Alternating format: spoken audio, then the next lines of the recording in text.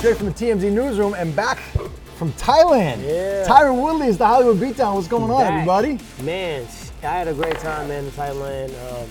I was out there knocking shit down, man. Yeah. Hard, man. Dude, if you've been following his social media, Tyron's been out in Thailand for, what, 3 weeks? Yeah, about 3 weeks, yeah. Hardcore training, just him in the gym, just working on your game. Man, like some people have metaphoric way of saying I was in the jungle. No, I was in the motherfucking jungle for real. It was monkeys that walk on my fucking windowsill, snakes, bats. Like I was literally in the jungle. Like if you look outside, like the window, you can see like literally, fucking trees and just wilderness. So for me, I wanted to take myself out of the element. When I'm in LA, there's so much driving and traffic and resting. There's never really one thing in one gym. And a lot of shit is superficial. Even in Milwaukee, when I fought around the same time I'm gonna fight this time, March, I was in Milwaukee. It was negative 50 wind chill. Jeez. My fucking coach Dean got stuck there.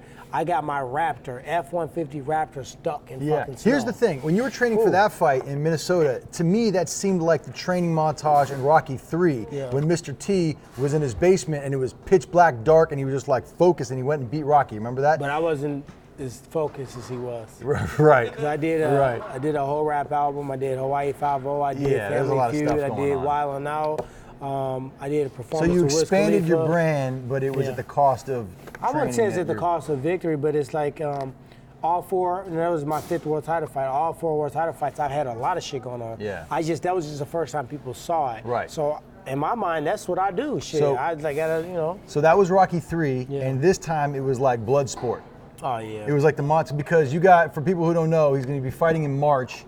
Against Leon Edwards, UFC Fight Night in London. Yep. And to get yourself ready, you took your camp basically to, like you said, the jungle in Thailand. And all we saw, and this is what I'm so excited to talk to you about, because all we saw from here was you out there in the AKA Thailand gym, just focused.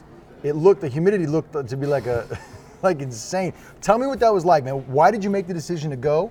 And what was it like actually being there? I mean, first off, shout out to Mike Swick and his whole crew at AKA Thailand. Those guys were so fucking hospitable to me. They were a great host, and they made everything really convenient.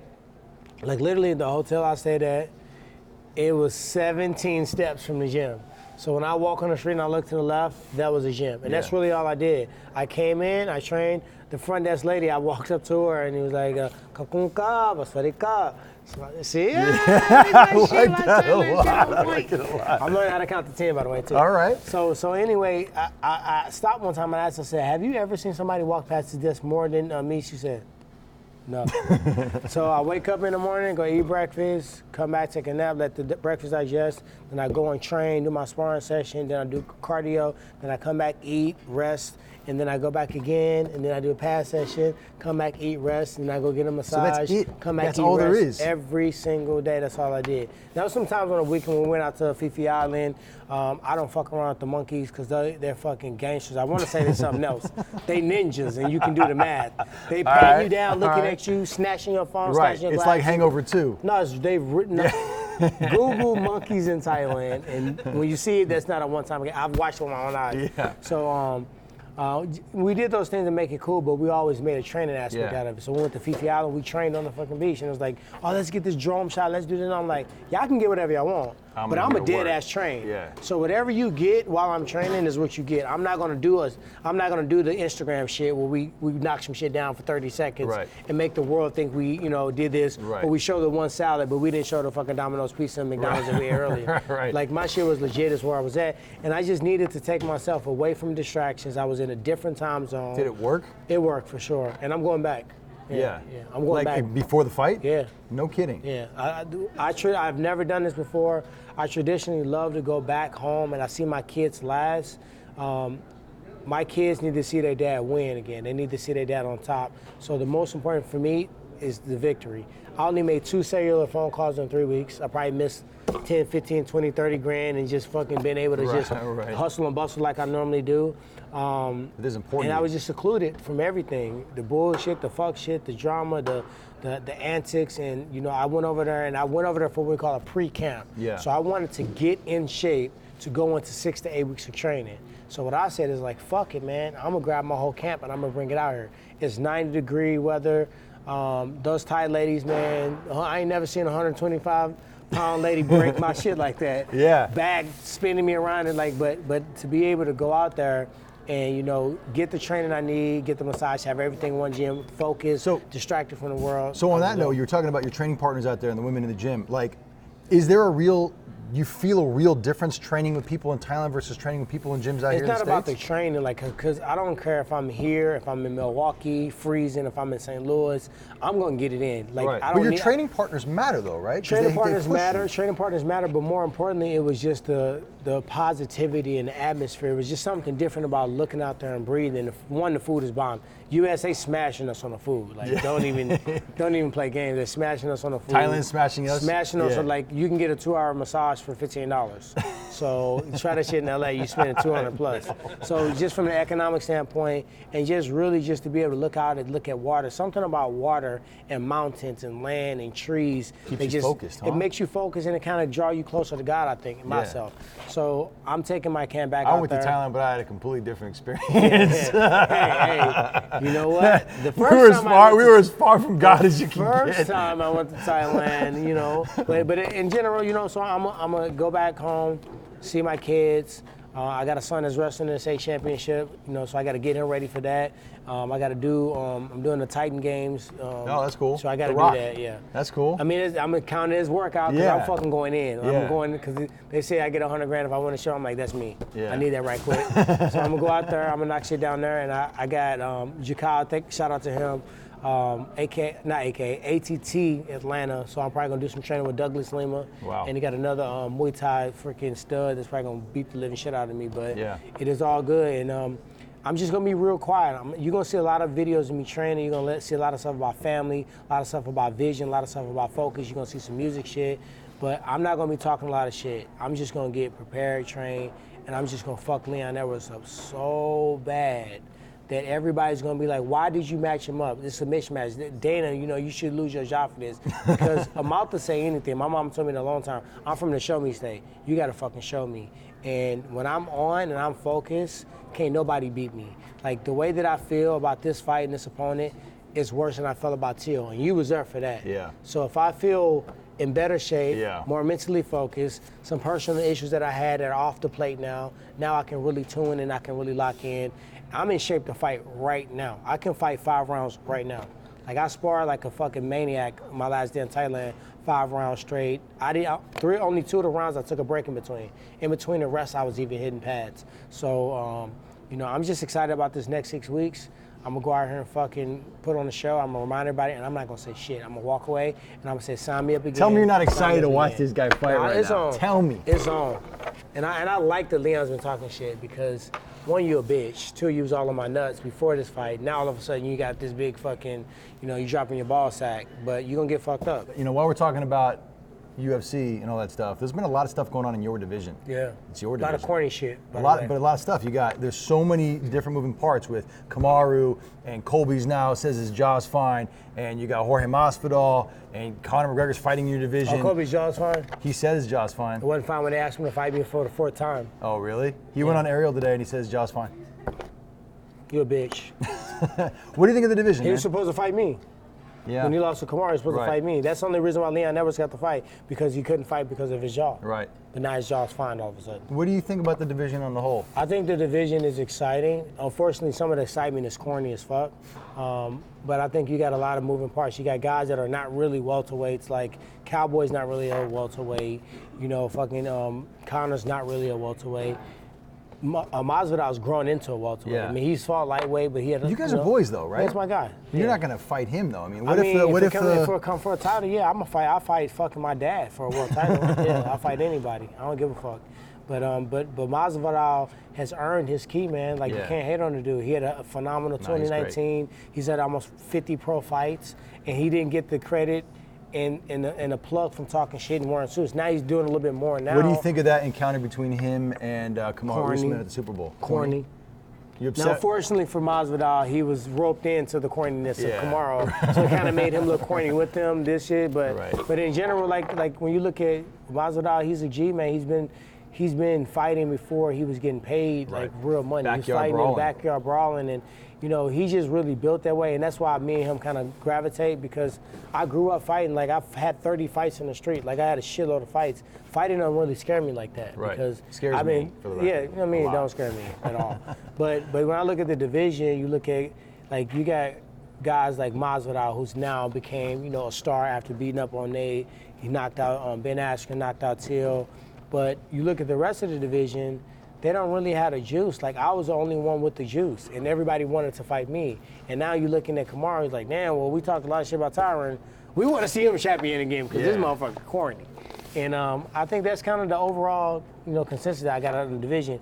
I think that it's good that, you know, it's excitement there. But when I just think about me, I think about just focusing and fighting Leon, beating his ass. Boom.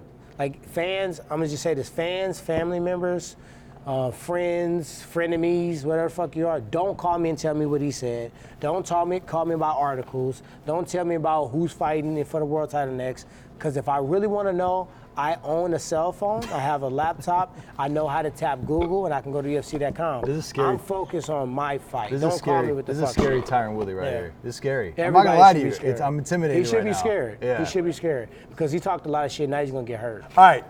We got a lot to go over, like I said. Obviously, you got a lot going on with your career, but there's been a lot of stuff happening in the U.S. since you've been gone. You know, not only in the U.S., there's been a lot of, like, fighting outside that's not in the sport. Yeah, I know. I was watching Offset had to swing on somebody. He jumped off. Well, yeah, he was at the strip club. He got sprayed with champagne. His wife, Cardi B, got sprayed with champagne, and he got so mad. We have video of this. We'll run it right now. You can see him jump off the stage and swing at the guy. What we thought about that? He was from up top. Yeah. So, you know, I reached out to his manager, and I said, you know, pass his message to Offset for me. I said, people don't realize that Cardi B is a hip-hop superstar. Yeah. But she's somebody's fucking wife. That's not his girlfriend. That's not just a fucking fling. That's his wife.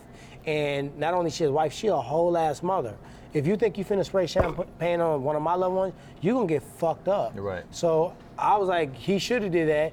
And I said, ask him if he did that one-hitter quitter. I showed him. 'Cause I showed him how to sleep a motherfucker if you needed to. You did? Yeah, I showed him a quick way to get on the chin and get back to your business. And? You know, I mean, like I said, he was coming from above. Yeah. The technique I showed him is from when you're standing right in front of somebody's face. Because he came from here. Yeah, but it was premeditated. I could see him like brewing, and then he just, and that's what he should have did. Yeah. So now on the other side, we saw Gervonta had to snatch somebody up. Yeah, so Gervonta Davis, the boxing star, is involved. He's in hot water right now. He was at a celebrity basketball game in Miami for the Super Bowl. He's Floyd Mayweather's protege, by the way, and he was at the basketball game, and he put his hands on his baby mama at the event. They got into an argument. You can see him. He's grabbing her, and then he ripped her up. They're not together, but they're they're co-parenting. Was he not with another? He was there with another woman, yeah. And you want to tell you what happened? Yeah, go for it. Y'all want the real shit? Yeah. Let me jump into his body, okay? He that guy right now, okay? Y'all not together, but you his baby mama, so at the end of the day, you got to respect him. You got to respect what he's doing. He's at an event. You can't be there at this event in his mind. I don't know him. I don't know him that person. I met him a couple times. I said, no, I haven't met him. I met Adrian a couple times. But in his mind, I'm the guy. You're going to be out here at the same place, Instagramming, chasing clout. You my kid's mom. He felt probably disrespect, and he's probably like, you know what, get your ass up out of here. But you can't do that. Her, though, right? Yeah, you can't do that. I mean, he could have sent a text message. He could have did something differently. And I'm not going to act like I know a situation and what happened, but just for where he's at in the sport, what he was there for, it was kind of a bad look. Oh my God, it's the worst look. But I'm just looking at when he went over there, it was kind of like, you're gonna be here on Instagram, Here's my problem with Gervonta. Gervonta is supremely talented. In my opinion, he is like the hottest rising star in boxing. I think he's got potential to be like the biggest star in boxing. I think he's amazingly talented. He has to figure out how to control himself outside the ring, because this isn't the first time that we've reported on Gervonta Davis in an altercation outside the ring. There's been a couple of these things. Look, I think Gervonta, dude, if you're watching this right now, I'm rooting for you. I think you're great, but you've got to figure out how to control yourself outside the ring. He's from But people don't care though where he's from. He's from a place where basically you just act. You don't talk. But you don't think. But you know this. When you become a big star and the He's world's doing better. looking at you got to figure out how to handle yourself. Think about Gervonta when he first got into the sport, how rough around the edges he was. True. And think about him now. He's investing. He got the trunk company. Right. He's doing, you know what I mean? Too much to lose. He's walking man. into it, and he just had a bad moment. You know what I mean? Hopefully he can learn from it. Hopefully he can move forward, do something different. It's a problem though with professional athletes in contact sports though, because you're paid. People celebrate you for fighting and violence and all this stuff, and then you have to be able to flip the switch and completely turn it off. Yeah. And it's hard for some people, and I understand the challenge with that. I get that. I'm not going to pretend like I completely get it because I'm not in that world like you guys are. But like, you've done a fantastic job. Yeah. Most people have. Some people like Gervonta got to figure out where the line is. You got to be a motherfucking animal, but then you got to be Mr. Rogers. Yeah. The second you hop and people about the push ring you. in the I mean, cage, we've talked about this a lot, about when you go out, people try to push you and provoke you and start stuff like that. He could have did something different, and I think he knows that. He don't need me to tell him that, but you know, could have did something. I'm going to tell him that just in case to remind him. What you did was wrong. You can't do that. Don't put your hands on women. Really, don't put your hands on anybody. You don't have anything to prove, Gervonta. Don't put your hands on anybody. And what if Gervonta pulled up here right now when you say I'd tell him the same thing. What if he was right there? And I said, please don't hurt me. And when I said don't put your hands on people, that included me. Yeah. Hey, speaking of boxing, shit, it looked like Antonio Brown and Logan Paul might get at it. I was kind of weird though because Antonio wasn't really saying much. He was just kind of smiling like, yeah. Well, he's going through some stuff right now. Yeah, he's know going what? through some stuff. I reached out to him a while ago, and you know, I thought he was going to flip the switch. I think I talked to you about it, and I don't really know what to say because I don't know him personally, so I don't have enough information. People that are close to him are concerned about his mental health. I will say that, and you know, he's had a lot of issues lately. I've been there before. I mean, it's a lot. I mean, I haven't made the money he's had, and I haven't had the eyeballs that he's had, but it becomes a lot at a certain point in time, and then you start, you know, feeling like people don't appreciate you and people don't understand how much you mean to them. You got all these people on staff, all these people you pay, all these people that got their hands out, and then you're like, shit, what if I wasn't here? What the fuck you gonna do then? Sure. And I think, you know, you start seeing him, he's crying out. Like, you know what I mean? Yeah, you know, he's doing so many different things, but it looks like he's still training. Then he's doing, you know, music. He's want to do boxing, and he's finding himself in run-ins with the law, run-ins with the bad media. Yeah. And I think he'll pull it together. But like I said this the last time, and I stand by it.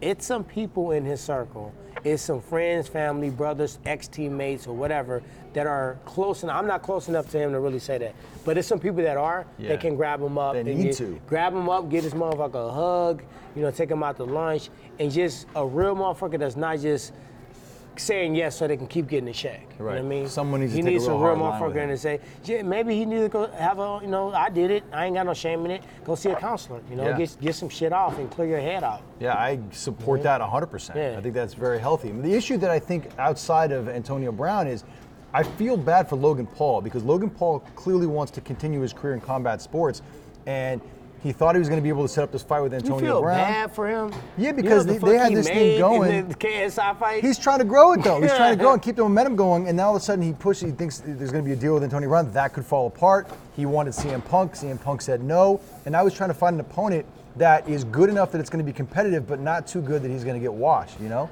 Yeah, I mean, Logan's my homie, but I don't feel bad for him. Like, this motherfucker making cheese, so he gonna do right. I mean, he gonna find somebody. He's a great athlete. He looks the part. Yeah. He looked good in his last boxing fight, and he literally is gonna sell any fight that you put in front of him. He's fucking a great showman. The opponent matters though. He's got to find the right dancing partner. Shit. Shut up, you're not fighting Logan Paul. I just fuck with you, dog. But hey, he make a lot of money though. 20 plus. That dude getting paid. All right, last segment real quick. One of the big stories that came out of the Super Bowl was Jay-Z and Beyonce. If you've seen the video right now on Demi Lovato, she did the national anthem. When cameras were panning around the stadium, they saw Jay-Z, Beyonce, and Blue Ivy were sitting down for the national anthem while most people were standing. People are talking about it because Jay-Z, when asked about the Colin Kaepernick kneeling demonstration back in August, said we're past kneeling now. Yeah. And so he had said that, and now here he is not standing for the national anthem. Some people are being very critical. Yeah. Some people are being very supportive. Where do you stand on this whole thing? Some people need to sit their ass down because if you zoom in, you see two people right in the front left of them that are sitting down as well. Yeah, but they're not Jay-Z though. It don't matter. It does kind of matter. Why? Because Jay-Z. Because you're a celebrity, you should stand up more than the person right in front of you. Because he's in business with the NFL, number one. Number two, he talked didn't take a specifically knee. about. No, he didn't take a knee, but like. So he sat down. What he said, because he said in the August thing, he says we're past kneeling. What we need to do is turn this into more action. He didn't say we got to stand up. No, he didn't say that. He didn't say we got to stand up, do this. No, he didn't say that. That's right. But he sat there and he was peaceful. He wasn't having a conversation. For sure. He wasn't talking. I don't have any problem with him. I don't have a problem with that. it. Like whether if I sit or stand, neither one of the gestures are going to give that much more respect. Sure. If you respect the people that died for our country, you respect all the people that fight for our country, you respect them regardless.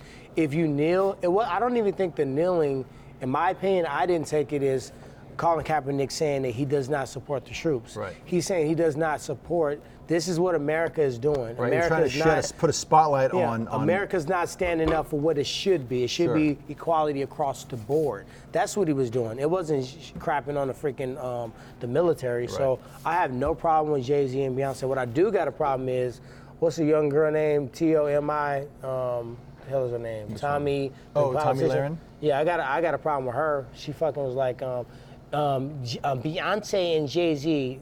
Parentheses, ex-crack dealer. Yeah, She needs to sit down. Yeah. People need to shit on her. All right, man, that's gonna do it for us here. This episode of Beatdown. And you worried about the comment feeds, ain't you? I'm not worried about nothing, man. I think this is a good show. I like talking to you about all this stuff. March everything. 21st, get your tickets. I'm gonna be fighting against Peon. Please fight me, please, Edwards in London, in the O2 Arena. I'm gonna make a huge earthquake. All the UK fans, all the London fans, it's sad I got more fans in his own country than him.